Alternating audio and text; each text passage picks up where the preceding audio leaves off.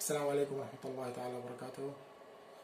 نتكلم اليوم عن أشهر أنواع الببغاوات وأكثرها قدرة على النطق وأكثرها انتشارا بين المربين والهواة.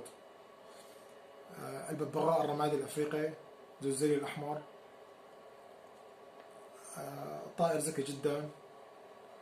استطاع أحد الطيور أن يتكلم 800 مفردي 800 كلمة، وقد حاز على الجائزة العالمية لأكثر من سنة متتالية.